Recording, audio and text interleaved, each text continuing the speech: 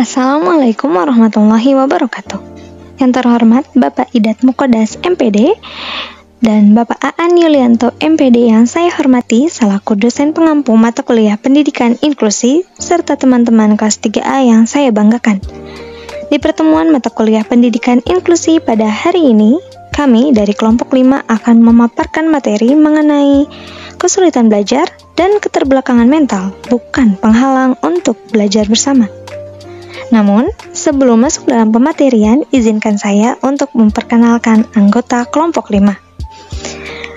Yang pertama ada Aninda Triazia Rinjani dengan NIM 2005844. Lalu ada saya sendiri, Siti Nadifa Imtinan dengan NIM 2000241. Lalu ada Yulia Damayanti dengan NIM 2007325. Dan yang terakhir ada Zahidah Nurul Kamilah dengan NIM 2005725. Selanjutnya kita masuk dalam pematerian.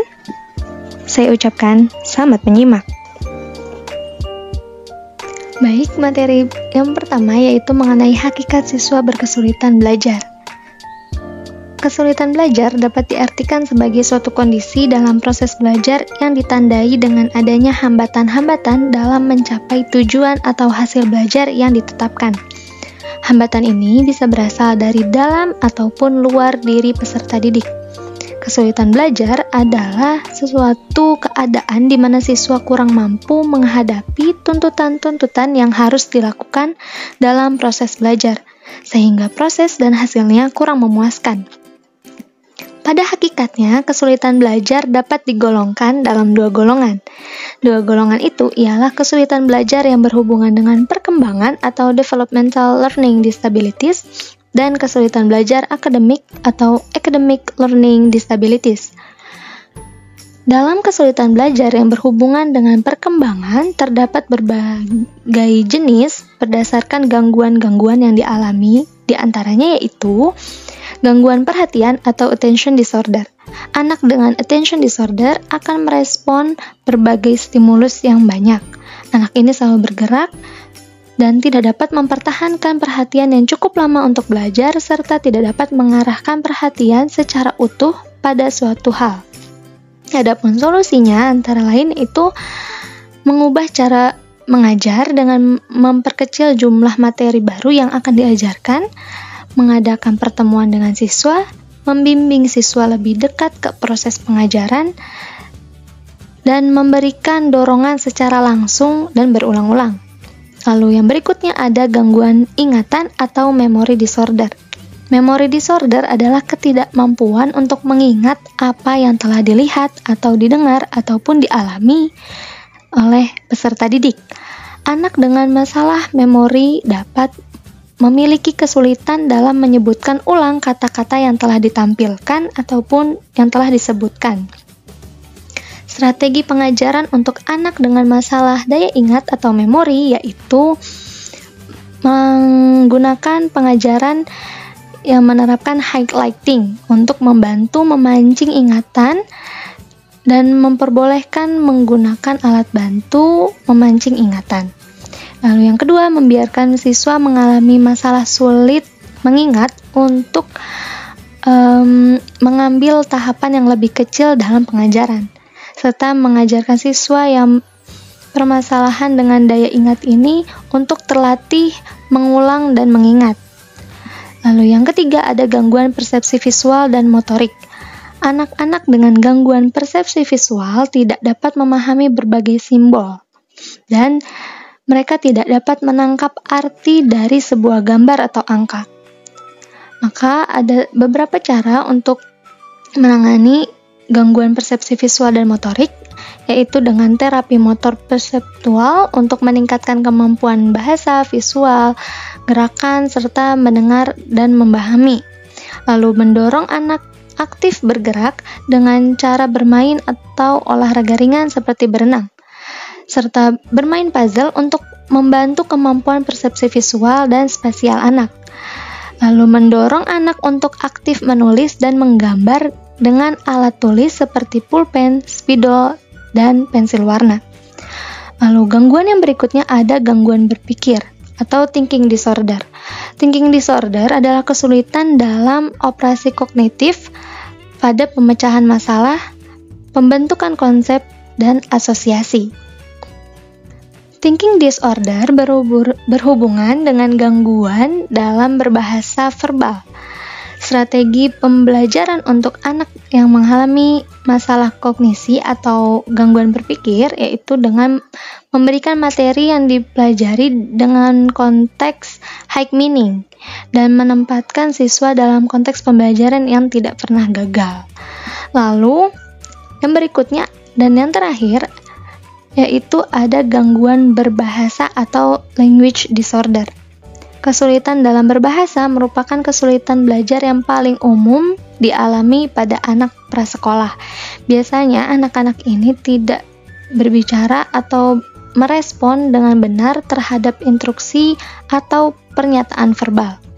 Salah satu solusinya dengan terapi bicara untuk melatih kemampuan anak berkomunikasi dengan lebih jelas.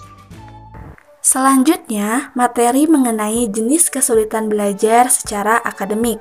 Pada jenis ini terbagi ke dalam 3 bagian. Yang pertama yaitu disleksia. Apa itu disleksia? Disleksia merupakan kesulitan belajar pada anak yang menyebabkan mereka susah untuk menulis, membaca, dan mengeja. Ciri-ciri anak yang mengalami disleksia diantaranya lambat berbicara, mengalami kesulitan untuk belajar huruf-huruf dasar atau alfabet, sulit mengenali warna, dan sebagainya. Adapun solusi yang dapat kita gunakan, yaitu dengan bernyanyi, menonton TV, lomba menamai benda, dan sebagainya. Yang kedua, yaitu disgrafia. Disgrafia merupakan gangguan belajar di mana seorang anak kesulitan untuk menulis.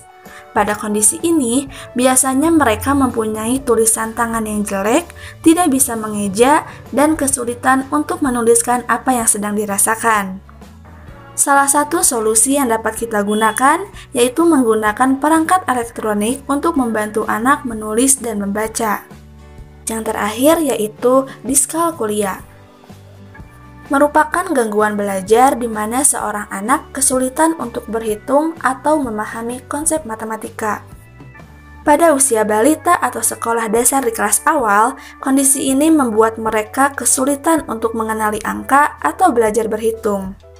Lalu pada usia dewasa, gangguan ini akan terlihat jelas ketika mereka kesulitan untuk memecahkan hitung-hitungan sederhana atau menghafal label perkalian. Adapun solusi yang dapat digunakan, yaitu dengan membuat game pembelajaran berbasis matematika, sering mengajak mereka untuk belajar matematika dari hal yang paling sederhana dan juga sebagainya. Setelah kita mengetahui jenis-jenis kesulitan belajar, kita pun harus mengetahui faktor apa saja sih yang menyebabkan mereka kesulitan belajar. Dalam faktor ini terbagi ke dalam 2 bagian, ada faktor internal dan juga faktor eksternal.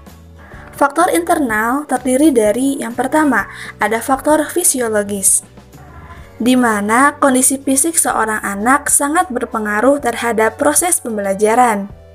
Kemampuan belajar anak yang kekurangan gizi berbeda dengan anak yang tidak kekurangan gizi. Mereka cepat lelah, mudah mengantuk, dan sulit untuk menerima pelajaran. Yang kedua dari faktor internal ada faktor psikologi, terbagi ke dalam beberapa bagian. Yang pertama, cacat mental. Anak yang mengalami kesehatan mental yang kurang sehat, maka akan sulit dalam konsentrasi dan menimbulkan kesulitan belajar. Hal ini disebabkan karena yang dia rasakan tidak mendatangkan kebahagiaan. Yang kedua, yaitu bakat. Apabila anak kurang memiliki bakat dalam suatu bidang tertentu, maka mereka akan kesulitan belajar. Misalnya, siswa yang kurang berbakat dalam melukis akan banyak menghadapi kesulitan belajar dibandingkan dengan mereka yang pandai melukis.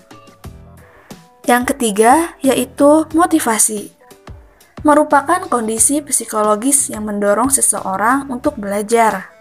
Apabila motivasi belajarnya bertambah, maka hasil belajar juga akan meningkat.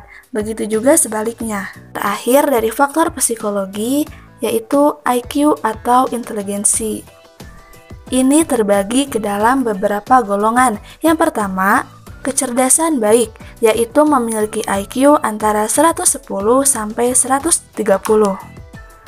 Yang kedua, kecerdasan biasa, memiliki IQ antara 90 sampai 110. Yang ketiga, kecerdasan kurang, memiliki IQ antara 70 sampai 90. Dan yang terakhir, kecerdasan kurang yang memiliki IQ kurang dari 70. Selain faktor internal, ada juga faktor eksternal. Yang pertama yaitu faktor keluarga, di mana suasana dalam keluarga yang kurang mendukung kegiatan belajar, seperti kegaduhan di rumah, kurangnya perhatian dari orang tua, dan sebagainya.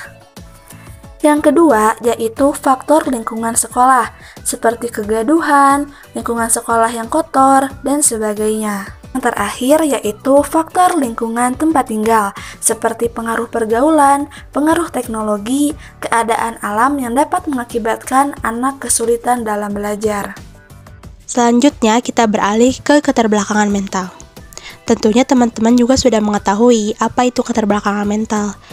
Ya, keterbelakangan mental ini atau biasa disebut dengan retardasi mental merupakan sebuah gangguan perkembangan otak yang ditandai dengan nilai IQ di bawah rata-rata orang normal. Sehingga seseorang yang mengalaminya akan membuat dia menjadi kesulitan belajar. Karena retardasi ini merupakan gangguan perkembangan otak yang dimana membuat seseorang membutuhkan waktu jauh lebih lama untuk mempelajari hal-hal dasar seperti berbicara, menulis, dan membaca. Namun, bukan berarti semua orang yang mengalaminya mempunyai tingkat keparahan yang sama. Kondisi ini bisa dirawat selama ada dukungan penuh dari dokter, orang tua, dan keluarga. Selanjutnya, kita akan membahas mengenai metode pembelajaran yang efektif atau yang dapat diterapkan kepada anak yang berkesulitan belajar dan anak keterbelakangan mental. Sebelumnya, kita juga perlu mengetahui nih bahwa setiap orang berhak untuk memperoleh pendidikan, termasuk anak yang berkesulitan belajar dan anak keterbelakangan mental.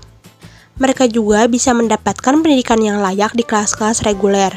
Namun, untuk membentuk kelas-kelas yang mampu menerima mereka, tentu diperlukan untuk menerapkan metode pengajaran yang efektif yang akan diterapkan selama kegiatan pembelajaran berlangsung. Tujuannya adalah agar anak bisa mendapatkan pembelajaran yang baik dan bermanfaat. Lalu apa saja metode ataupun langkah-langkah yang dapat diterapkan dalam membentuk kelas-kelas yang mampu menerima siswa tersebut? Nah, yang pertama yaitu komunikasi. Dalam kegiatan belajar, tidak akan lepas dari komunikasi. Apabila tercipta komunikasi yang baik antara siswa dengan guru, maka akan tercipta pula suasana belajar yang baik. Sebaliknya, apabila antara siswa dengan guru tercipta komunikasi yang kurang baik, maka akan tercipta pula suasana belajar yang kurang baik. Oleh karena itu, metode pengajaran yang utama untuk anak berkebutuhan khusus adalah komunikasi. Metode yang kedua yaitu instruksi langsung. Metode ini memberikan pengalaman belajar yang positif, maka dari itu dapat meningkatkan kepercayaan diri dan motivasi untuk berprestasi.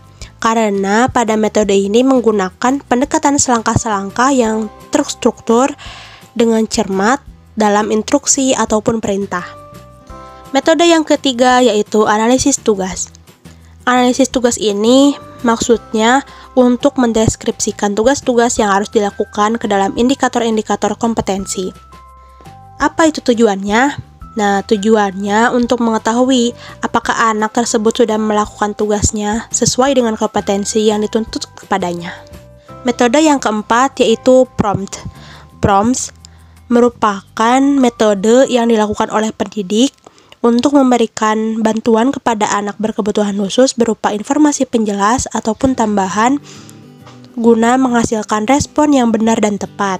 Dan yang terakhir yaitu pembelajaran kooperatif. Nah, pembelajaran ini salah satu cara yang efektif dan menyenangkan untuk mengarahkan beberapa siswa dengan berbagai kemampuan untuk menyelesaikan salah satu tugas. Tujuannya adalah untuk mengembangkan lingkungan yang positif dan mendukung, yang mendorong penghargaan pada diri sendiri, menghargai pendapat orang lain, dan menerima perbedaan individu. Nah, teman-teman, untuk menerapkan metode-metode yang tadi, bagi kita seorang calon guru harus mampu melihat kebutuhan-kebutuhan yang diperlukan oleh anak. Dengan itu, seorang guru dapat menentukan metode apa yang akan ia gunakan dalam kegiatan pembelajaran untuk mencapai kegiatan belajar yang efektif. Faktor penentu keberhasilan pendidikan inklusi. Dalam pelaksanaan pendidikan inklusi di kelas-kelas reguler, tentu terdapat berbagai faktor penentu yang mampu mendorong keberhasilan jalannya kegiatan belajar mengajar pada pendidikan inklusi di kelas reguler. Beberapa faktor tersebut diantaranya yaitu: yang pertama, adanya kerangka yang kuat. Pendidikan inklusi perlu didukung oleh kerangka nilai-nilai, keyakinan, prinsip-prinsip, dan indikator keberhasilan. Hal ini akan berkembang seiring dengan implementasinya dan tidak harus disempurnakan sebelumnya. Namun, jika pihak yang terlibat, misalnya mempunyai konflik nilai-nilai dan jika konflik tersebut tidak diselesaikan, pendidikan inklusi akan mudah hancur. Yang kedua, implementasi berdasarkan budaya dan konteks lokal. Pendidikan inklusi bukan merupakan suatu cetak biru. Satu kesalahan utama adalah asumsi bahwa solusi yang diekspor dari suatu budaya atau konteks dapat mengatasi permasalahan dalam budaya atau konteks lain yang sama sekali berbeda. Lagi-lagi, berbagai pengalaman menunjukkan bahwa solusi harus dikembangkan secara lokal dengan memanfaatkan sumber daya lokal. Jika tidak, solusi tersebut tidak akan bertahan lama. Yang ketiga, partisipasi yang berkesinambungan dan refleksi diri. Pendidikan inklusi tidak akan berhasil jika hanya sebagai struktur yang mati. Agar pendidikan inklusi terus hidup, diperlukan adanya monitoring partisipatori yang berkesinambungan, yang melibatkan semua stakeholder dalam refleksi diri yang kritis. Satu prinsip inti dari pendidikan inklusi adalah harus tanggap terhadap keberagaman secara fleksibel, yang senantiasa berubah dan tidak dapat diprediksi. Jadi, pendidikan inklusi harus tetap hidup dan mengalir. Maka kesimpulannya, anak berkesulitan belajar merupakan anak yang mengalami kesulitan dalam tugas-tugas akademiknya, yang disebabkan oleh dua faktor, yaitu faktor internal dan eksternal. Dan untuk mengembangkan potensinya secara optimal, mereka membutuhkan pelayanan pendidikan secara khusus. Keterbelakangan mental yaitu gangguan perkembangan otak yang ditandai dengan nilai IQ di bawah rata-rata orang normal. Dalam pelaksanaan pembelajarannya, guru dapat menerapkan metode pembelajaran yang kooperatif dan partisipatif selama proses pembelajaran berlangsung. Ada beberapa faktor penentu keberhasilan pendidikan inklusi, yaitu adanya kerangka pembelajaran yang kuat dalam menjalankan pendidikan inklusi, sumber daya manusia yang kompeten, serta sarana dan prasarana yang memadai. Nah, selesai sudah pematerian dari kelompok kami. Kurang lebihnya mohon maaf. Terima kasih atas perhatiannya. Wassalamualaikum warahmatullahi wabarakatuh.